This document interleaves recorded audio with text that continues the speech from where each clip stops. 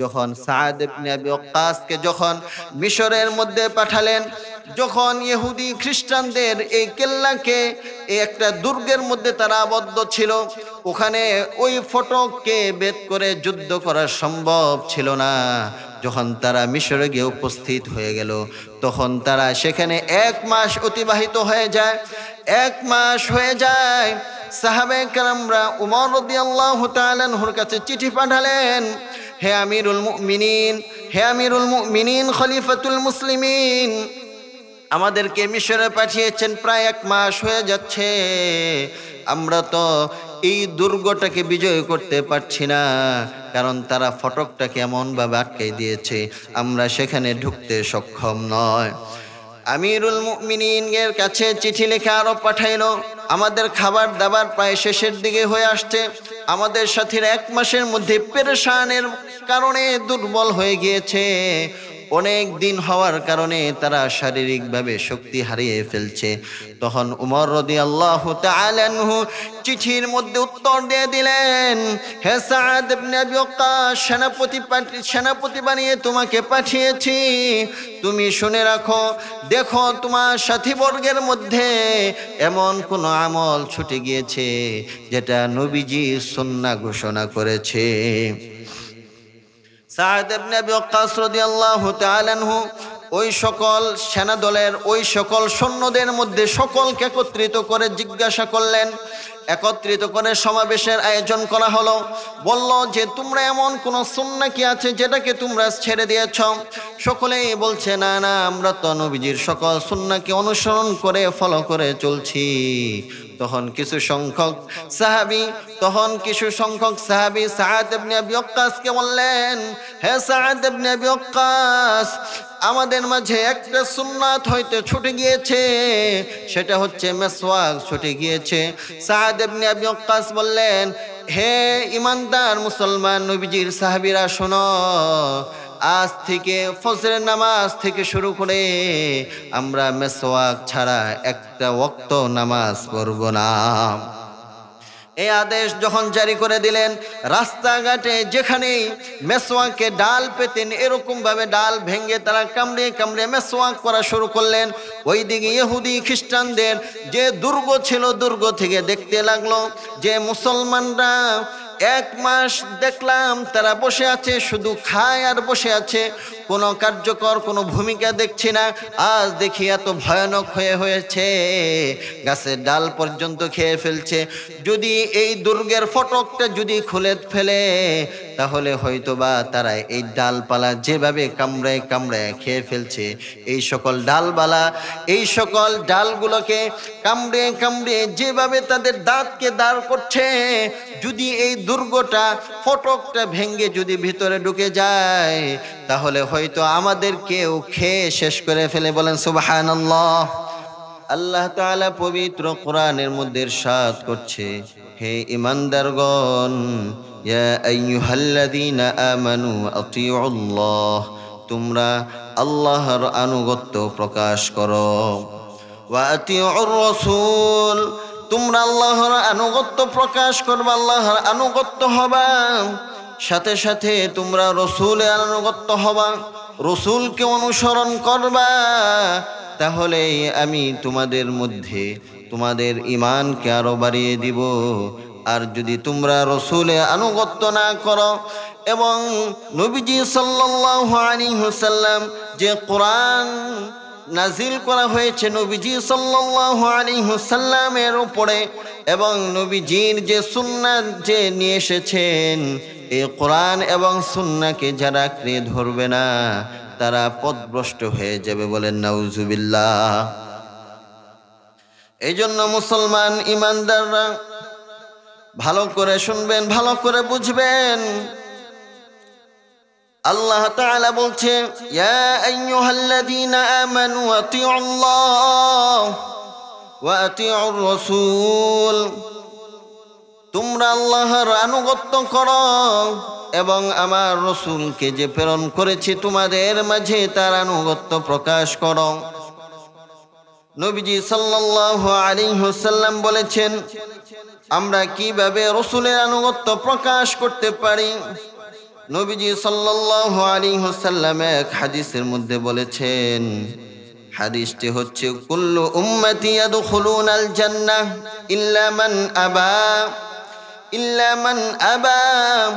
যারা নবীজির অনুসরণ করবে, যারা নবীজির উম্মত হবে, প্রকৃতপক্ষে উম্মত যারা হবে, আল্লাহর হাবিব সাল্লাল্লাহু আলাইহি ওয়াসাল্লাম বলেন তারা জান্নাতে চলে যাবে। বলেন সুবহানাল্লাহ। আল্লাহর হাবিব সাল্লাল্লাহু আলাইহি ওয়াসাল্লাম বলেন কুল্লু উম্মতি ইয়াদখুলুনাল জান্নাহ, আমার উম্মত সকলেই জান্নাতে যাবে, ইল্লা মান আবা। শুনে রাখো, যে ব্যক্তি আমার অনুসরণ করে না, আমার অবাধ্যাচরণ করে, শুধু তারাই জান্নাতে যাবে না, বরং জাহান্নামে যাবে। বলেন নাউজুবিল্লাহ। তাহলে সাহাবায়ে কেরামরা জিজ্ঞাসা করলেন, কিলা মান ইয়াবা, ওই ব্যক্তি কারা যারা আপনাকে অস্বীকার করবে, আপনাকে মানবে না? নবীজি সাল্লাল্লাহু আলাইহি ওয়াসাল্লাম বললেন, ক্বালা মান আতানি ক্বালা মান আতানি দাখালাল জান্নাহ। নবীজি সাল্লাল্লাহু আলাইহি ওয়াসাল্লাম বললেন, যে ব্যক্তি আমাকে অনুসরণ করবে, যে ব্যক্তি আমার আনিত পথকে মেনে নিবে, ওই ব্যক্তি জান্নাতে চলে যাবে। বলেন সুবহানাল্লাহ। নবীজি সাল্লাল্লাহু আলাইহি ওয়াসাল্লাম আরো বলেন, ওমান আসানি ফাকাদ আবা। যে ব্যক্তি আমাকে বৃদ্ধাঙ্গুলি দেখাইলো, যে ব্যক্তি আমাকে অনুসরণ করলো না, ওই ব্যক্তি শুনে রাখো ফাকাদ আবা, সে ব্যক্তি আমাকে মানল না, আমার অবাধ্যাচরণ হয়ে গেল। আর শুনে রাখো, যে ব্যক্তি আমার অবাধ্যাচরণ হবে, ওই ব্যক্তি জান্নাতে যাবে না, বরং জাহান্নামে যাবে। বলেন নাউজুবিল্লাহ। আরো জোরে বলেন নাউজুবিল্লাহ। তাহলে আমরা কি নবীজি সাল্লাল্লাহু আলাইহি ওয়াসাল্লামের যে সকল আনিত বিধান নিয়ে এসেছেন, যে সকল সুন্নাহ আমাদের সামনে রেখে গিয়েছেন, এই সবগুলা আমরা পালন করার জন্য রাজি আছি তো ইনশাআল্লাহ? আল্লাহ তাআলা আমাদের সবাইকে তৌফিক দান করুন। সকলেই বলি আমিন। আমরা প্রথমে আমি আপনাদের মাঝে সালাম দিয়েছিলাম। আল্লাহর হাবিব সাল্লাল্লাহু আলাইহি ওয়াসাল্লাম বলেছেন, আসসালাম, যে এই সালামটাকে আফসুস সালাম, তোমরা এই সালামটাকে প্রচার করো, প্রসার করো। এতে কি হবে? পরস্পরের মধ্যে ভ্রাতৃত্ববোধ, মুহাব্বত বৃদ্ধি পেয়ে যাবে। বলেন সুবহানাল্লাহ। এই মুসলমানদের অভিবাদন কতটা সুন্দর যে আমরা একটু জোরে সোরে বলি আসসালামু আলাইকুম ওয়া রাহমাতুল্লাহ, আরেকটু বলি আসসালামু আলাইকুম ওয়া রাহমাতুল্লাহ। এটা এই জন্য শুরুতে বললাম, আমরা অনেকে সালাম দিই, সালাম আলাইকুম, কি বলি? সালাম আলাইকুম। সালামটা পর্যন্ত একজন মুসলমানের ঘরের সন্তান সালামটা পর্যন্ত সঠিক আর শুদ্ধভাবে দিতে পারে না, আফসোস। অথচ সালামের মধ্যে নবীজি সাল্লাল্লাহু আলাইহি ওয়াসাল্লাম বলেছেন, যারা সালাম আদান প্রদান করবে, উভয়ের মধ্যে আল্লাহ তাআলা 100টি নেকি দান করবে। বলেন সুবহানাল্লাহ। সালামের মধ্যে নবীজি সাল্লাল্লাহু আলাইহি ওয়াসাল্লাম কি শিক্ষা দিচ্ছেন? আসসালামু আলাইকুম, আমি আপনার জন্য এই প্রার্থনা করছি, দোয়া করছি যে হে আল্লাহ, এই ব্যক্তির উপর শান্তি বর্ষণ করুন। বলেন আমিন। যে কত সুন্দর বাক্য আল্লাহর হাবিব সাল্লাল্লাহু আলাইহি ওয়াসাল্লাম আমাদেরকে শিক্ষা দিচ্ছেন। এই জন্য যখন মুসলমান সাহাবায়ে কেরামের মাঝে এমন ছিল, যখন তারা মসজিদের মধ্যে যেতেন, যখন তারা মসজিদ থেকে বের হতেন, তখন ঢোকার সময়, মসজিদে ঢোকার সময় একবার সালাম দিয়ে ঢুকতেন, মানুষকে যখন সাথে সামনে পেতেন। আবার যখন বের হতেন, যখন আবার কাউকে পেতেন, তখন আবার সালাম দিতেন। এমন ভাবে সাহাবায়ে কেরামের মধ্যে আমলের প্রতিযোগিতা ছিল।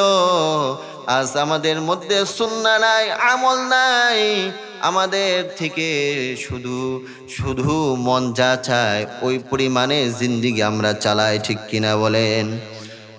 এই জন্য মুসলমান ইমানদার মুসলমানরা শোনেন, ভালো করে শোনেন। এই সালাম যদি আমরা বেশি বেশি প্রচলন করি, এই সালাম যদি আমরা সমাজের মধ্যে বেশি বেশি প্রচলন করি, এই সালাম যদি আমরা ঘরে যদি আমার স্ত্রীকে দেই, তাহলে আমার স্ত্রী খুশি হয়ে যাবে, সমাজের মানুষ আমার প্রতি সন্তুষ্ট হয়ে যাবে। বলেন ঠিক কিনা? কিন্তু আফসোসের বিষয় হচ্ছে আমরা ভাবি আমার ঘরের স্ত্রী সে কি সম্মান পাওয়ার উপযুক্ত? সে তো আমার দাসী, সে তো আমার গোলাম, সে তো আমার কাছ থেকে সম্মান পেতে পারে না, উল্টা সে আমাকে সালাম দিবে। ঠিক কিনা বলেন? এরকম মন মানসিকতা আমাদের সমাজের মধ্যে আছে কি নাই বলেন? আমাদের সমাজের মধ্যে কিছু মুরব্বিয়ানে কেলাম আছে, অনেক কিছু নামি দামি নিজেকে মনে করে, তারা ভাবে আমি কেন সালাম দিব, উল্টা সে আমাকে সালাম দিবে। এরকম ধরনের লোক সমাজে আছে কি নাই বলেন? অভাব নাই। যখন একটা যুবক সে সালাম না দেয়, সে প্রচার করে এই ছেলেটা বেদব হয়ে গিয়েছে, এই ছেলেকে মানুষের মতো মানুষ বানাতে পারে নাই। আমি মনে করি ওই বৃদ্ধ, ওই নামি দামি যে নিজেকে মনে করে ওই ব্যক্তি বোকার স্বর্গে বাস করছে, ওই ব্যক্তি বেদব হয়ে গিয়েছে। ঠিক কিনা বলে? সে যুবককে শিক্ষা দিতে শিখে নেয়। হে বৃদ্ধ বাবাজি, এ সম্মানিত ব্যক্তিদেরকে বলছি যে আপনি তাকে সালাম দেন, তাহলে দেখবেন পরের দিন সে আপনাকে সালাম দিতে সে বাধ্য হবে। ঠিক কিনা বলেন? যখন এরকম প্রচলন শুরু হয়ে যাবে, আপনি অটোমেটিকলি পরের কয়েকদিন পর থেকে আপনাকে আর সালাম দিতে হবে না, সম্মান আপনাকে চেয়ে আনতে হবে না, বরং সম্মান যাকে আল্লাহ দেয় কেউ তাকে ফেরাতে পারে না। যখন আমরা ঘরের মধ্যে সালাম দেব, যখন আমরা ঘরের মধ্যে সালামটাকে বেশি বেশি প্রচার করব, তখন আল্লাহ তাআলা ঘরের মধ্যে রহমত শান্তি নাজিল করে দিয়ে বলেন সুবহানাল্লাহ। আমরা ঘরওয়ালাকে বেশি ভালোবাসতে চাই না। নবীজি সাল্লাল্লাহু আলাইহি ওয়াসাল্লাম বলেছেন, আমার সবচেয়ে তিনটি জিনিস বেশি প্রিয় ছিল, তার মধ্যে একটি হচ্ছে আমি আমার স্ত্রীকে সবথেকে বেশি ভালোবাসতাম। বলেন সুবহানাল্লাহ। কিন্তু আমরা স্ত্রীদেরকে সম্মান করতে জানি না, স্ত্রীরাও আমাদেরকে সম্মান করতে চায় না। স্ত্রীরাও তাদের যত সৌন্দর্য আছে, যত সুন্দর কাপড় চোপড় আছে, দেখবেন যে তারা সেগুলা ঘরে পরে না। এই সকল কাপড় সৌন্দর্য মণ্ডিত হয়ে সাজুগুজু করে রাস্তায় বের হয়ে মার্কেটের দিকে যায়। ঠিক কিনা বলেন? যখন একজন যুবক হেঁটে দেখে এত সুন্দর রমণী রাস্তা দিয়ে হেঁটে যায়, এত সুন্দর লাবণ্যময় চেহারা দিয়ে রাস্তায় হিল জুতা পরে হেঁটে যায়, ওই যুবক আর ঠিক থাকতে পারে না। তখন ওই মেয়েটি ইফটিজিং এর শিকার হয়। ঠিক কিনা বলেন? কিন্তু মুসলমান ইমানদাররা একটু ভালো করে বুঝবেন, যখন স্বামী যখন ঘরে দেখে স্ত্রীকে একটা বাদী গোলামের মতো দেখে, যখন সে বের হয় আরেকজন স্ত্রী বা মেয়েকে দেখে, তখন সে ভাবে ওই স্ত্রীটা কতটা সুন্দর, ওই মেয়েটা না জানি কোন ঘরের মেয়ে, না জানি কোন রাজা বংশের মেয়ে। ঠিক কিনা বলেন? কিন্তু এই মেয়েটা যদি ঘরে স্বাস্থ্য, যদি স্বামীর সামনে যদি এরকম ভাবে সাজুগুজু করে, যদি সজ্জিত হয়ে থাকতো, স্বামীর ঘরটাও সুন্দর করে দিত কে? জোরে বলেন কে? আল্লাহ তাআলা। স্বামীর ঘরটাও সুন্দর করে দিত। বাহিরের যে সকল আবর্জনাময় পরিবেশ থেকে নিজেকে রক্ষাও করার একটি মাধ্যম এটাই হতো। ঠিক কিনা বলেন? কিন্তু আমরা বোরকা পড়তে চাই না, আমরা যত সাজুগুজু করতে চাই শুধু মানুষকে দেখানোর জন্য। ঠিক কিনা বলেন? এত স্বর্ণ অলংকার দিয়েছে, এত সুন্দর শাড়ি, এত সুন্দর থ্রি পিস কিনা দিয়েছে, এই সকল জিনিস সে স্বামীর সামনে পরবে না, এই সকল জিনিস পরবে মানুষকে দেখানোর জন্য। এই জন্যই সমাজের মধ্যে ঘরে ঘরে অশান্তির আগুন ধাউ দাউ করে জ্বলছে। ঠিক কিনা বলেন? মুসলমান ইমানদাররা একটু ভালো করে বুঝুন, নবীজি সাল্লাল্লাহু আলাইহি ওয়াসাল্লামের সুন্নতকে যারা ভালোবাসবে, নবীজি সাল্লাল্লাহু আলাইহি ওয়াসাল্লামের সুন্নতকে যারা মুহাব্বত করবে, নবীজি সাল্লাল্লাহু আলাইহি ওয়াসাল্লাম ঘোষণা করছে, মান আহাব্বা সুন্নতি ফাকাদ আহাব্বানি, ওয়ামান আহাব্বানি কানা মাই ফিল জান্নাহ। বলেন আল্লাহু আকবার, জোরে বলেন আল্লাহু আকবার। নবীজি সাল্লাল্লাহু আলাইহি ওয়াসাল্লাম এই হাদিসের মধ্যে আমাদের জন্য কি সুসংবাদ দিয়েছে একটু শুনে যাই। নবীজি সাল্লাল্লাহু আলাইহি ওয়াসাল্লাম বলেন, মান আহাব্বা সুন্নতি, হে ঈমানদার মুসলমান, হে আমার উম্মত, তোমরা শুনে নাও সুসংবাদটা, তার তোমরা মেনে নাও আর জান্নাত পেয়ে যাও। বলেন সুবহানাল্লাহ। নবীজি সাল্লাল্লাহু আলাইহি ওয়াসাল্লাম বলেন, মান আহাব্বা সুন্নতি, যে মুসলমান, যে ব্যক্তি আমার সুন্নতকে ভালোবাসবে, মান আহাব্বা সুন্নতি ফাকাদ আহাব্বানি, সে যেন স্বয়ং আমাকে ভালোবাসবে। বলেন সুবহানাল্লাহ, আরো জোরে বলেন সুবহানাল্লাহ। তাহলে নবীজির সুন্নতকে যদি আমরা ভালোবাসতে চাই, আমরা যদি নবীজিকে ভালোবাসতে চাই, তাহলে কাকে ভালোবাসতে হবে? নবীজির সুন্নাতকে ভালোবাসতে হবে, ঠিক কিনা বলেন? নবীজি সাল্লাল্লাহু আলাইহি ওয়াসাল্লাম বলেন, মান আহাব্বা সুন্নতি ফাকাদ আহাব্বানি, যে মুসলমান আমার সুন্নাতকে ভালোবাসলো, যে মুসলমান আমার সুন্নাতকে আঁকড়ে ধরলো, ওই মুসলমান সে আমাকে ভালোবাসলো, আমার সুন্নাতকে আঁকড়ে ধরলো। ওয়ামান আহাব্বানি কানা মাই ফিল জান্নাহ। নবীজি সাল্লাল্লাহু আলাইহি ওয়াসাল্লাম বলেন, যে ব্যক্তিকে ওমান আহাব্বানি কানা মাই ফিল জান্নাহ, আর যে আমাকে ভালোবাসবে, সে কিয়ামতের ময়দানে জান্নাতে, সে আমার সাথে জান্নাতে থাকবে। বলেন সুবহানাল্লাহ। তাহলে নবীজি সাল্লাল্লাহু আলাইহি ওয়াসাল্লাম হাদিস বলছে, আমি আপনাদের কাছে আমার বাপ দাদার কিচ্ছা কাহিনী বলছি না। নবীজি বলছে, মান আহাব্বা সুন্নতি ফাকাদ আহাব্বানি, যে ব্যক্তি আমার সুন্নাহকে ভালোবাসবো, মান আহাব্বা সুন্নতি ফাকাদ আহাব্বানি, সে যেন আমাকে ভালোবাসলো। ওমান আহাব্বানি কানা মাই ফিল জান্নাহ, আর যে আমাকে ভালোবাসবে সে আমার সাথে জান্নাতে থাকবে। বলেন সুবহানাল্লাহ। তাহলে নবীজির সুন্নাহকে ভালোবাসবো তো ইনশাআল্লাহ। এই জন্য নবীজির সুন্নাহ সম্পর্কে আরো কিছু কি সুন্নাহ আছে, কি সুন্নাহ আছে, এই সকল বিষয় নিয়ে আমরা শুধু শুনে যাব না, বরং এই সকল বিষয় সুন্নাহকে নিজে আমল করব এবং পরিবারকে বুঝাবো, সন্তানাদিদেরকে বুঝাবো, পাড়া মহল্লাবাসীদেরকে বুঝাবো, ভাই এই সকল সুন্নাহ মেনে নাও আর জান্নাতে চলে যাও। বলেন সুবহানাল্লাহ। নবীজি সাল্লাল্লাহু আলাইহি ওয়াসাল্লামের সুন্নাহ ছিল, নবীজি সাল্লাল্লাহু আলাইহি ওয়াসাল্লামের সুন্নাহ ছিল, বিশেষ করে যে সকল ফিতরা ছিল, আদত ছিল, অভ্যাস ছিল, 10টি যে অভ্যাস ছিল, এই বিষয়টা নিয়ে আপনাদের সামনে কিছু আলোচনা করব।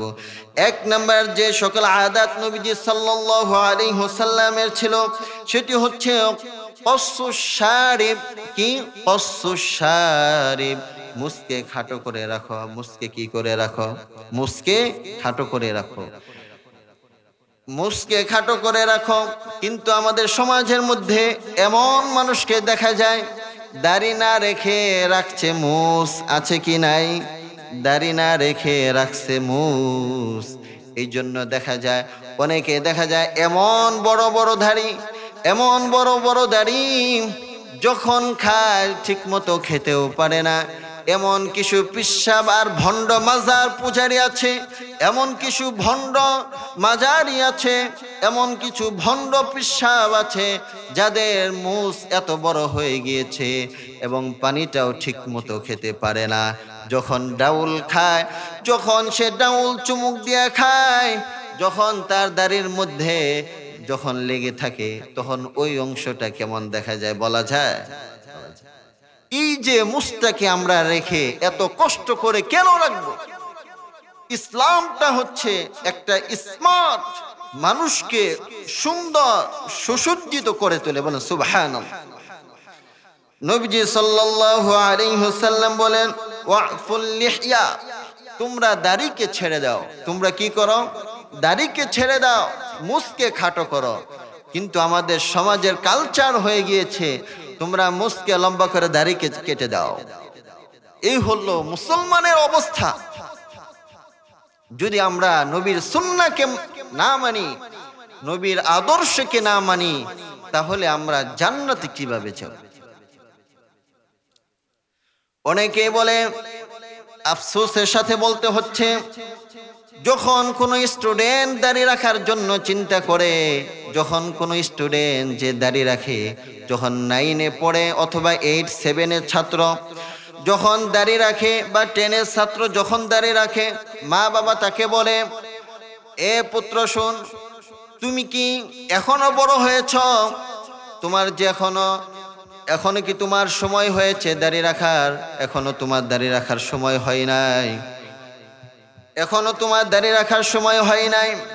কিন্তু আমি তাদেরকে বলতে চাই, কোনো মা বাবা এখানে যারা আছেন তারা কি গ্যারান্টি দিতে পারবেন? আমি এই কাগজ দিয়ে দেব, আপনারা কি গ্যারান্টি দিতে পারবেন এখনো যে সময় হয় না বলছেন, সে কি 100 বছর বেঁচে থাকবে নাকি 50 বছর বেঁচে থাকবে? এর কোনো গ্যারান্টি কি আপনারা দিতে পারবেন? বলেন, কোনো গ্যারান্টি নাই। তাহলে যে আপনি যে আপনার সন্তানকে এতটা ভালোবাসেন, আপনার সন্তান যখন কনকনে শীতের মধ্যে যখন নামাজের জন্য ওঠে, তখন আপনার সন্তানকে ভালোবাসার খাতিরে আপনার সন্তানের ঠান্ডা লেগে যাবে, যার কারণে আপনার সন্তানকে ঘুম থেকে উঠান না। কিন্তু আফসোসের বিষয় হচ্ছে, কিন্তু যখন প্রাইভেটের সময় 6টার সময় দেওয়া হয়, তখন আপনার সন্তানকে তো ঠিকই ঘুম থেকে উঠাইয়া প্রাইভেটের জন্য প্রস্তুত করে ফেলেন, কিন্তু আপনার সন্তান বড় কিছু হবে, ডাক্তার ইঞ্জিনিয়ার হবে, বড় MBBS ডাক্তার হবে, কত কিছু করতে চান। কিন্তু আফসোসের বিষয় হচ্ছে, আমার আল্লাহ যে ব্যক্তি নামাজ না পড়ে, যে ব্যক্তি দাড়ি না রাখে, ওই ব্যক্তির ঠিকানাকে জাহান্নামে করে দিবে। বলেন নাউজুবিল্লাহ। কোন মায়ের সন্তানকে, কোন মা কোন বাবা কি এমন আছেন, আমার সন্তান আগুনের মধ্যে পড়ুক, এরকম কি কেউ আছেন? চান না। দুনিয়ার কোন আগুনে যদি আপনার সন্তান পড়ে যায়, আপনি হাজার চেষ্টা করে হলেও আপনার সন্তানকে সেখানে উঠানোর চেষ্টা করবেন। যদি আপনার একটা হাতও যদি পড়ে যায়, তারপরে আপনি চেষ্টা করবেন আপনার সন্তান যাতে করে আগুনের থেকে বেঁচে যায়। ঠিক কিনা বলেন? কিন্তু যখন মসজিদের নামাজের সময় হয়ে যায়, তখন আপনার সন্তান অসুস্থ পড়ে যায়, আপনার সন্তানের ঠান্ডা লেগে যায়, জ্বর এসে যায়, চিন্তে আপনি যে নামাজ পড়ার জন্য ঘুম থেকে উঠাচ্ছেন না, আপনি মনে করেন আপনার সন্তানের হিতাকাঙ্ক্ষী। আমি বলি, কোরআন হাদিসের ভাষ্য অনুপাতে আপনি আপনার সন্তানের হিতাকাঙ্ক্ষী নয়, বরং আপনি আপনার সন্তানাদির চরম শত্রু। ঠিক কিনা বলেন? কারণ আপনি চাচ্ছেন আপনার সন্তান জাহান্নামে যাক, আপনি চাচ্ছেন আপনার সন্তান জাহান্নামে গিয়ে জ্বলুক। আপনার সন্তানকে জাহান্নামে নিয়ে যাওয়ার জন্য আপনি রাস্তা তৈরি করে দিচ্ছেন। এই জন্য মুসলমান ইমানদাররা শুনেন, আপনার কতদিন হায়াত থাকবো জানেন না, এখনো সময় আছে, আপনি দাড়িটা রেখে দেন, দাড়িটা রেখে দেন। দাড়িটা এমন একটি সুন্নাহ, যখন আপনি মারা যাবেন, আপনার হাজার সুন্নাহ নামাজ যে পড়েন, সানা পড়া সুন্নাহ, আপনি লেবাস পরা সুন্নাহ, কোনো কিছুই কিন্তু সাথে যাবে না। এই দাড়ি এমন একটা সুন্নাহ, এই সুন্নাহ মৃত্যুর আগেও সুন্নাহ, মৃত্যুর পরেও আপনার সাথে থাকবে। ঠিক কিনা বলেন? এই জন্য মুসলমান, দাড়িটা এমন একটি ইবাদত, এমন একটি সুন্নাহ, এটা যখন কোনো মানুষ রাখবে, কোনো মানুষ যখন দাড়িটা রেখে দেয়, অন্য অন্য গুনাহ থেকে এই দাড়িটা তাকে বিরত রাখে। বলেন ঠিক কিনা বলেন? এই জন্য যেহেতু আসমানের মালিক কে? আল্লাহ। জমিনের মালিক কে? আল্লাহ। ওই সৃষ্টিকর্তা, ওই মালিক আমাদেরকে নবীজি সাল্লাল্লাহু আলাইহি ওয়াসাল্লামকে দুনিয়াতে প্রেরণ করে আমাদেরকে স্মার্টনেস শিক্ষা দিয়েছে, যে তোমরা মুখকে খাটো করো, তোমরা দাড়ি রাখো, তোমাদেরকে সিংহ পুরুষের মতো দেখা যায়। বলেন সুবহানাল্লাহ। আর যখন মানুষ দাড়ি না রাখে, তখন তাদেরকে কি সিংহের মতো দেখা যায় নাকি মেলি মেলি ভাব দেখা যায়? বলেন। আপনাদেরকে একটা জিনিস বলি, কারো মুখে যদি দাড়ি না থাকে, কারো মুখে যদি আল্লাহ তাআলা প্রদত্ত থেকে দাড়ি না গজায়, ওই ব্যক্তিকে জিজ্ঞাসা করবেন, দাড়ি যে হয় না এর জন্য তার কি পরিমাণ কষ্ট তার মনের মধ্যে লুকিয়ে আছে। তখন তার চামড়াটা ঘুচে যায়, তখন তার চামড়াটা এত সুন্দর আর দেখা যায় না। আল্লাহ তাআলা আপনাকে আমাকে ভালোবেসে মহাব্বত করে এত সুন্দর দাড়ি দিয়েছে, আর আমরা এই দাড়িটাকে প্রতিদিন, অনেকে যারা সরকারি চাকরি করে প্রতিদিন দাড়িটাকে খুল লাগায়, নবীজির সুন্নাহকে জবাই করে দিচ্ছে, বলে নাউজুবিল্লাহ। অথচ নবীজি বলছে, মান আহাব্বা সুন্নতি ফাকাদ আহাব্বানি, যে ব্যক্তি আমার সুন্নাহকে মহাব্বত করলো, ভালোবাসলো, সে আমাকে মহাব্বত করলো, যে আমাকে মহাব্বত করলো সে জান্নাতে চলে যাবেন আমার সাথে, বলেন সুবহানাল্লাহ। নবীজি সাল্লাল্লাহু আলাইহি ওয়াসাল্লাম অপর এক হাদিসের মধ্যে বলেছেন, নবীজি সাল্লাল্লাহু আলাইহি ওয়াসাল্লাম তবরানীর হাদিসের মধ্যে বলেছেন, যে ব্যক্তি মান তামাসসাকা বিসুন্নতি ইনদা ফাসাদি উম্মতি, আমার উম্মতের ফাসাদের সময়, বিভ্রান্তির সময়, ধ্বংসের সময় যে ব্যক্তি আমার একটি সুন্নাতকে সে ধরে রাখলো, আমল করলো, ফালাহু আজরু মিআতি শহীদিন, বলেন সুবহানাল্লাহ। তার জন্য নবীজি সাল্লাল্লাহু আলাইহি ওয়াসাল্লাম বলছেন 100টি শহীদের সওয়াব তার আমল নামে লেখা হবে, বলেন সুবহানাল্লাহ।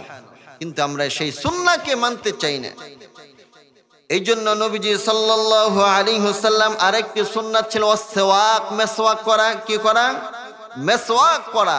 মেসওয়াক করা এটা আরেকটি বড় সুন্নাহ।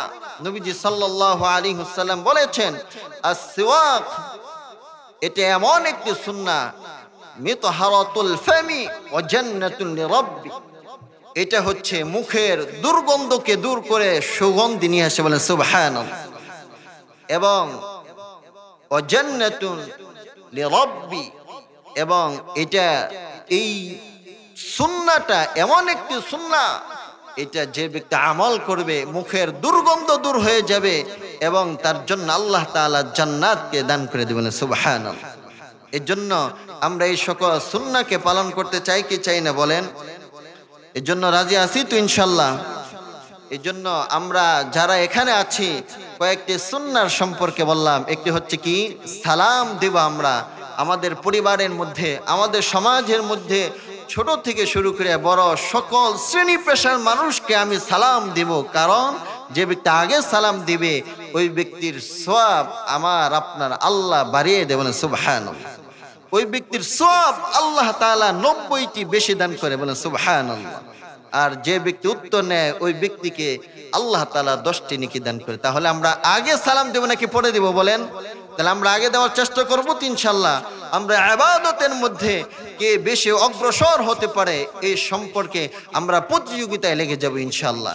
একটি ছোট্ট একটি ঘটনা বলি, যেহেতু মেসওয়াকের বিষয় এসেছে।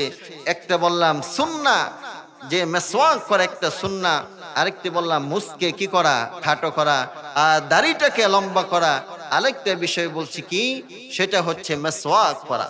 মেসওয়াকের এত গুরুত্ব, নবীজি সাল্লাল্লাহু আলাইহি ওয়াসাল্লাম বলেন, আমি এতবার মেসওয়াক করেছি, জিবরাইল আমিন যখনই আমার কাছে আসতেন তখনই আমি মেসওয়াক করতাম, বলেন সুবহানাল্লাহ। যখনই আমি কোনো সমাবেশে যেতাম, যখনই আমি কোনো নামাজের জন্য বের হতাম, তখনই আমি এই মেসওয়াক করে সমাবেশে যেতাম।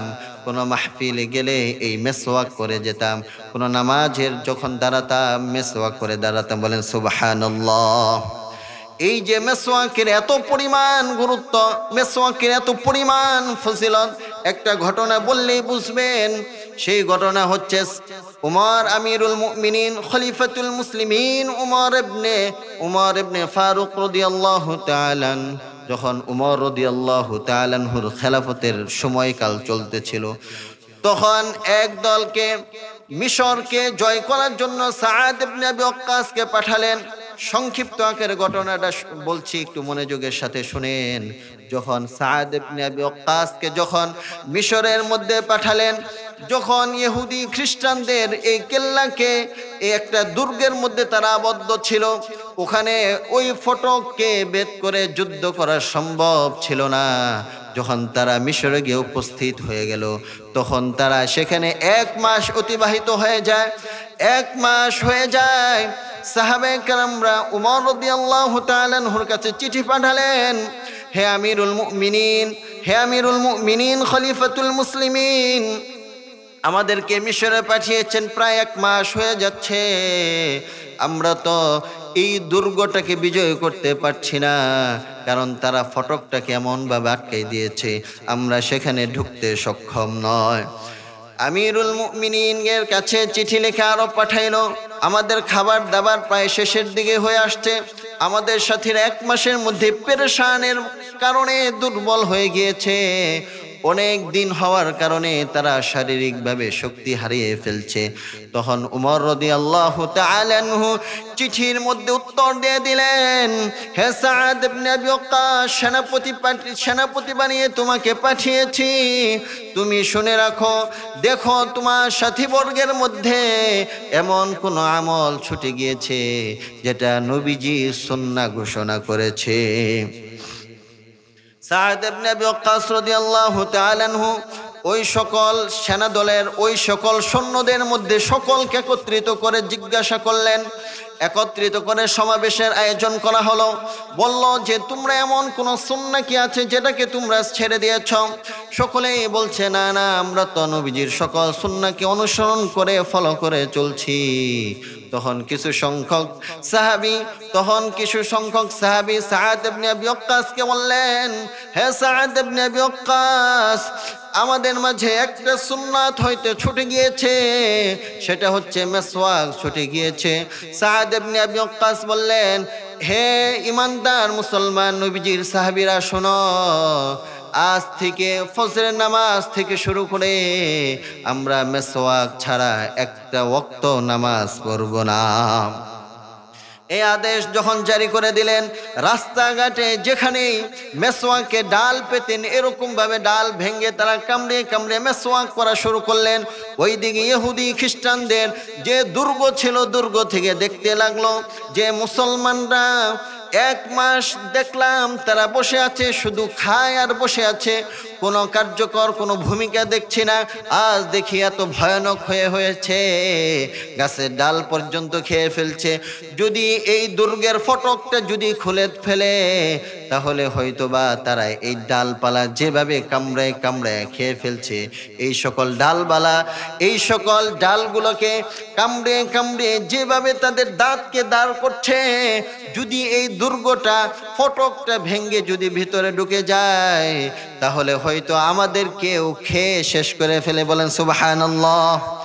যখন এইরকম সুন্নাতের আমল শুরু হয়ে গেল, তারা ফজরের নামাজ এই সুন্নাত মেসওয়াক করে যখন ফজরের নামাজ পড়া শুরু করলেন, ফজরের নামাজ পড়ে যখন শেষ করে তখন সাদ ইবনে আবি ওয়াক্কাস বললেন, ও সাহাবী, কিছু সংখ্যক সাহাবীরা আসো যাই ওই কেল্লাটাকে দেখি দুর্গটাকে দেখি বিজয় করা যায় কিনা। যখন পাশে গিয়ে দেখলেন কেল্লার দুর্গের ফটকটা খোলা হয়ে গিয়েছে। তখন কি কারণে খোলা হয়ে গিয়েছে তারা ভাবলো, হয়তোবা ইহুদি খ্রিস্টানরা আমাদের সাথে চক্রান্ত করছে, হয়তোবা যখন আমরা ভিতরে ঢুকে যাব তখন তারা একযোগে আমাদের উপর আক্রমণ করে নিঃশেষ করে ফেলবে।